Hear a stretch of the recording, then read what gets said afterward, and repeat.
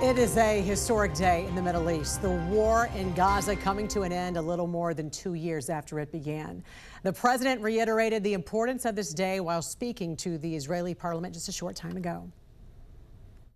Generations from now, this will be remembered as the moment that everything began to change, and change very much for the better.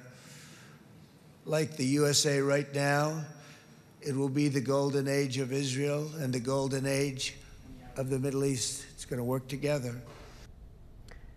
Joining us now is someone who was at the Knesset to witness this speech in person, Rabbi Stephen Berg, CEO of the Aish World Center, a nonprofit Jewish educational organization.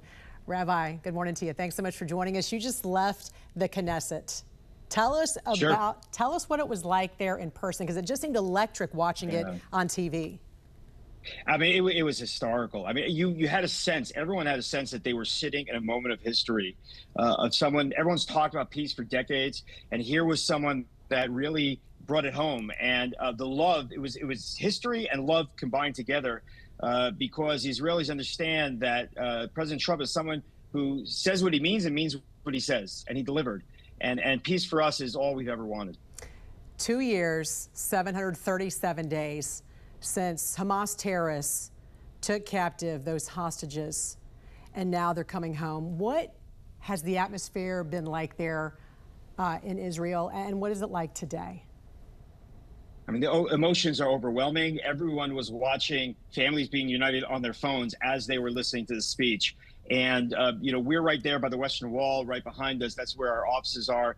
I mean, it was jam-packed last night, throughout the night. I mean, you're talking about tens of thousands of people coming there, praying, thanking. This has been a 2-year nightmare, which is finally over. And, you know, we're ready to move on. And thankfully, the United States is the greatest country in the world. And I think everyone should know that, because only the United States could have stepped in and done what has been done. And I think only President Trump could have done it. And I think the Israeli people understand that. And so we're thankful to God, because we know this was, he played a big part here.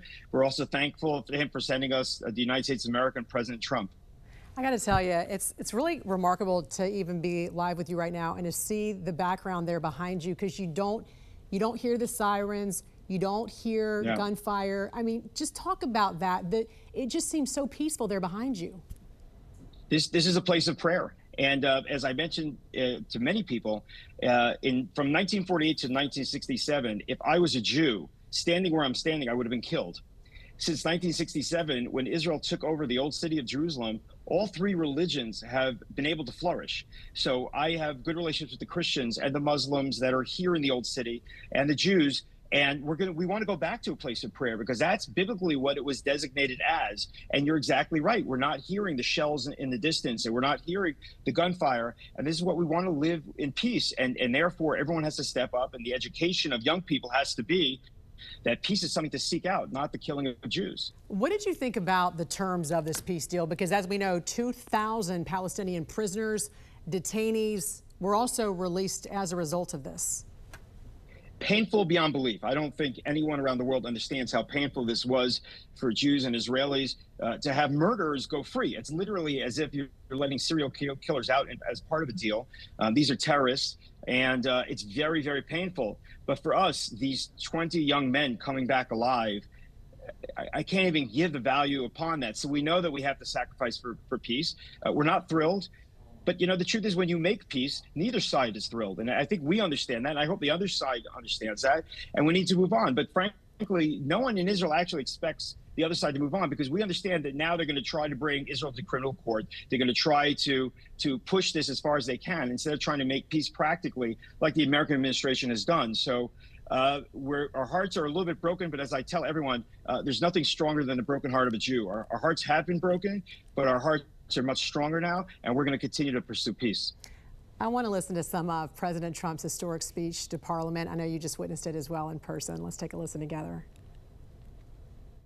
This is now a very exciting time for Israel and for the entire Middle East, because all across the Middle East, the forces of chaos, terror, and ruin that have plagued the region for decades now stand weakened, isolated, and totally defeated. A new coalition of proud and responsible nations is emerging. And because of us, the enemies of all civilization are in retreat. Thanks to the bravery and incredible skill of the Israeli Defense Forces and Operation Rising Lion,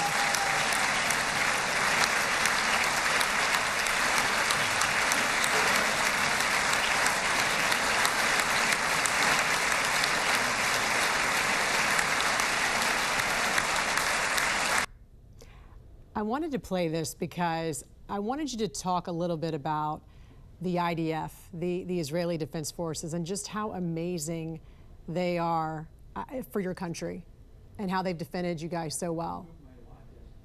Look, I can tell you that from my own family's experience, to make it personal, I have two nephews that serve in the IDF and Special Forces. One of them got married 10 days before October 7th, and for a year, almost barely saw his wife. And I called my sister every day. Every morning, I would start my day calling my sister, how are the boys doing? And for us, it's a country of a draft, but it's more than that. It's a country of service, a country that looks back at 2,000 years of persecution. We look back at the Holocaust, and we understand that our young men and young women of the IDF must defend the Jewish people. And so there was never any question that, when they came across and killed the Jews they did and took them as hostage, we kept saying that for 2 years. We said, return the hostages and this will all be over. And there was no pressure from the rest of the world on Hamas to give back those hostages. So we could not have been prouder of the young men and young women of the IDF. And we lost 1,000 souls along the way the last 2 years. But their sacrifice was here so we can live and walk the streets and live in peace. And they're heroes. And last night, I was with one of the families waiting for their son's body to be returned. He was a hero. He was supposed to have surgery that day. He heard about what was going on. He grabbed a gun. Was special. He went down the fight and he was killed.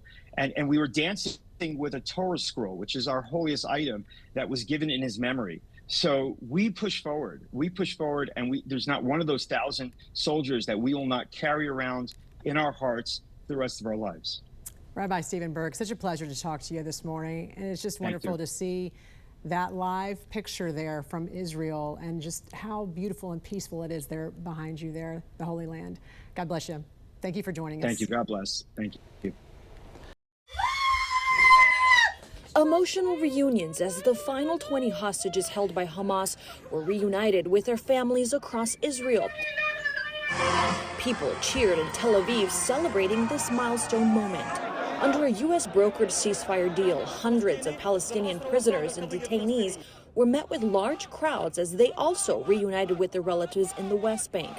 President Donald Trump declared a dawn of a new Middle East. This deal, this once-in-a-lifetime deal, nobody's ever seen anything like what's happening today.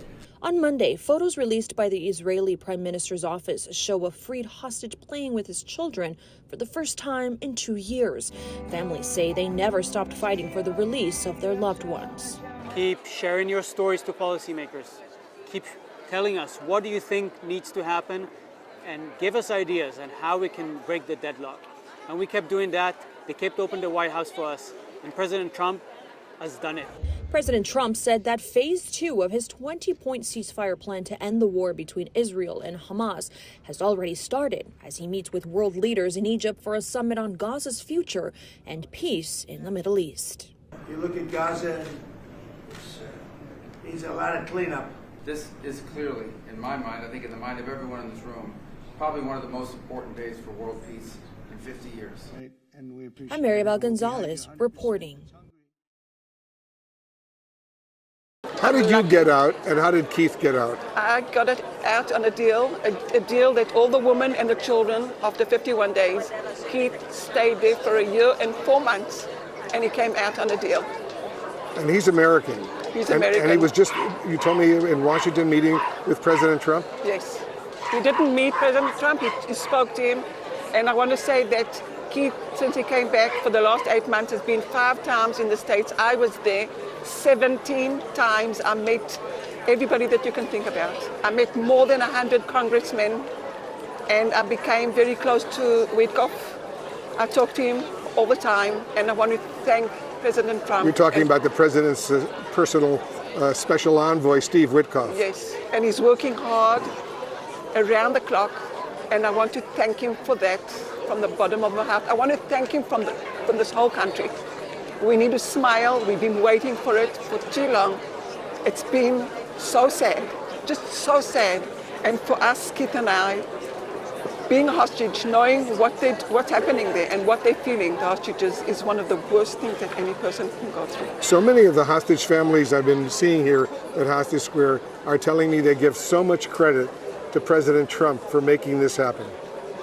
You know, I want to say that he's got such a big part in it, and I want to thank him, and we all want to thank him. But I do know that soldiers have been working so hard, and so many of them have died.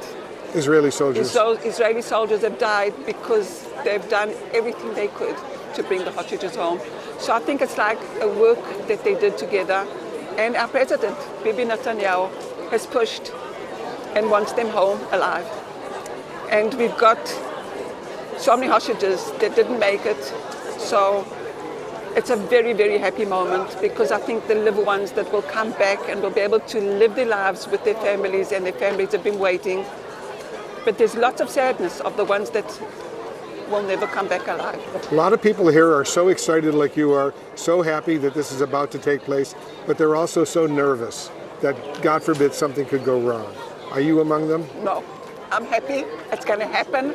I'm keeping my strength for good things, and it's going to happen. It can't not happen. It just can't not happen. It's going to happen. I believe that. From the minute I heard that the deal is coming true, I believed it. And I've been around people that have asking me, are you sure about it? And what happens if it doesn't happen? I'm sure about it. It's going to happen. I'm with you. I hope you get to hug all those hostages who are coming back very, very soon. Can I give you a hug? Please. Okay. Thank you. Thank you. I'm Matt Gelka in Washington, where the details of Phase 1 of a potentially historic peace deal between Israel and Hamas are starting to emerge. Israel and Hamas signed on to Phase 1 of a U.S.-led peace deal Thursday. It starts with a ceasefire and hostage release. At the White House, the president celebrated the agreement during a cabinet meeting. Something that people said was never going to be done. We ended the war in Gaza and really, on a much bigger basis, created peace. And I think it's going to be a lasting peace, hopefully an everlasting peace. Peace in the Middle East. A full ceasefire in Gaza is set to go into effect within 24 hours of Israel formally ratifying it. That includes a partial withdrawal of Israeli forces and then a 72-hour countdown for Hamas to release hostages. There's believed to be about 20 remaining living hostages and the remains of 25 others. We are getting the hostages back on Tuesday, Monday or Tuesday.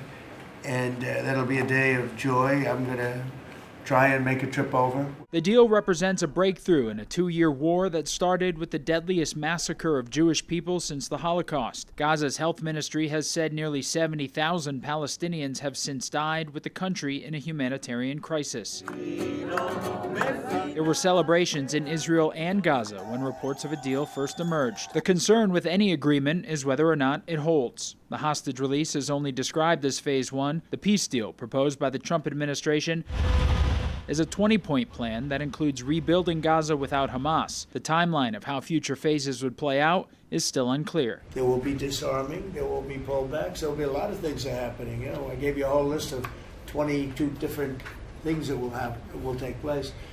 And I think it'll take place, and I think you're going to end up with peace in the Middle East. But we have to get our hostages back. And we weren't going to do it at the end, we're going to do it at the beginning. President Trump says he's been asked to address the Knesset, Israel's parliament, and that speech could take place as early as this weekend. Reporting in Washington, I'm Matt Gelka.